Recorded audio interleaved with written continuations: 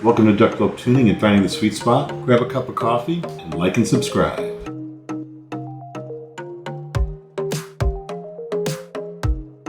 And welcome back to DucBloke Tuning, Finding the Sweet Spot. Today's video is the Alpha Omega RA. And I would consider this a mid-tier to upper mid-tier pricing. It's about $700. This is the baby brother to the Alpha Omega that I did a review on recently that costs about $2,500. This set is much cheaper and very close in performance. This is the box. It is a premium box. And then what's inside the box, you can see here the IEMs. They're beautiful. There's a leather puck that comes with this set. There's the IEMs and the leather puck. It is the same leather puck that comes with the Omega. So premium leather with the tan stitching all the way around. Fits in your pocket. It is a soft leather, very nice. Let's have a look around the IEMs themselves. Let's do a 360. So here we've got a 360 view going all the way around the IEMs. You can see the gold vein. They put gold dust, if you will, around there to complete the theme of Ra, the sun god from Egypt. You can see the shells have the Alpha Omega emblem on the front of them. They have this, let's say, root beer or brownish resin color with a white vein that highlights the gold vein in the center of them, and they really sparkle and shine. One of the things I want you to notice is how small they are.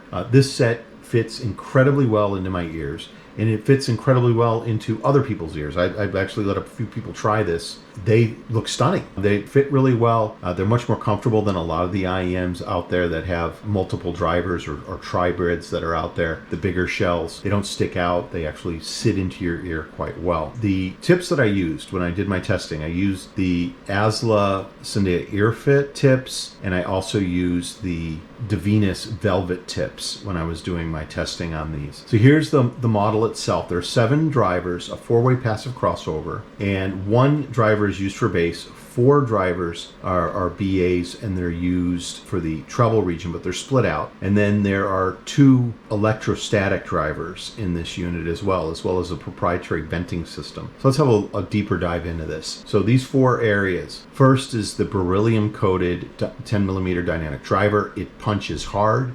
It gives rumble.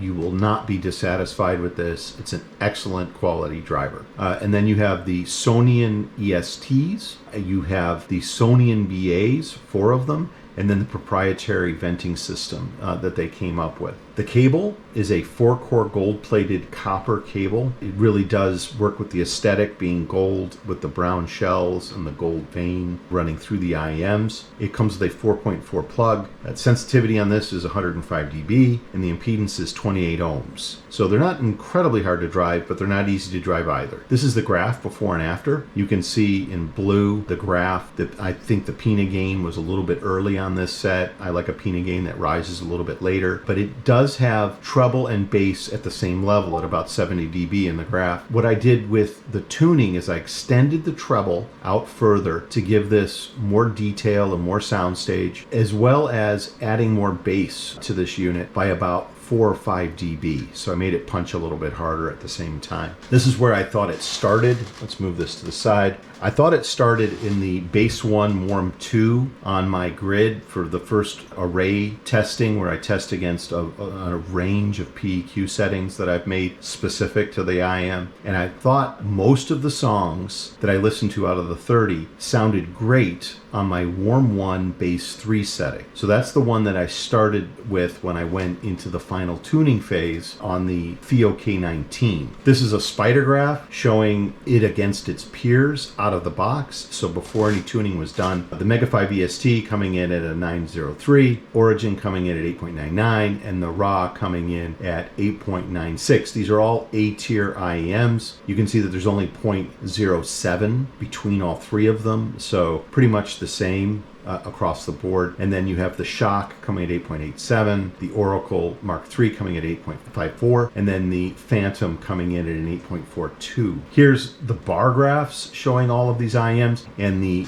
Ra is back here in green. So you can see that the Ra out of the box has excellent masking. It has good note weight. It has excellent sibilance. It is good in the bass region. It has excellent lower and upper treble. So that's where I thought it was best. It had the best treble out of all of these IEMs. It had excellent tonality, really good balance. This is the Spidergraph after PEQ for all 6 of these IEMs. You can see that the RA now scored a 9.48, putting this into S tier. If you rounded it up to 9.5, just squeaking in. The Mega 5 EST was 9.41, and the Origin was a 9.17. Shock 9.11, Phantom a 9.08, and then the Oracle Mark III at a 9.01. So the RA really did stand out amongst its peers, and where it stood out was here. Again, out of the box, it has excellent lower treble, upper treble, soundstage, and detail, but it elevated this greatly, almost to a 10 on a lot of the songs in this area. If you want something, if you're a detail freak, if you really like soundstage, if you really love hearing the layering of the instruments, if you love hearing your treble clearly, but you don't like sibilance, this is your set. It's excellent in that regard, but it also has great bass punch. So you're not going to be disappointed. It is an all-rounder that brings it into that S tier quality. This is the bar graph where it ended up. And of course, the RA is now at the back in blue, and you can see where it elevates above the others. Excellent bass, excellent mids and treble region. The soundstage, the layering, the detail, the note weight, and the tonality of this were all the best in class. So wrapping it up, the Alpha Omega RA is an S tier IEM after PEQ, an A tier out of the box. Stunning looks, stunning fit, really good fit. Great cable, great price, I believe, at $700. I would highly recommend this. If you're looking for something in that $700 range, this may be it. And with that, we're growing the channel. I appreciate all the subscribers out there. I can share the PEQs for any of the IEMs you saw in the video. Please subscribe. DucBloke out. Thank you for visiting DucBloke Tuning and finding the sweet spot. Your comments are very much appreciated. I'll try to respond as quickly as possible. Share the PEQ settings with you if you own these particular IEMs or if you plan on purchasing them to maximize your investment. Again, thank you so much for supporting the project.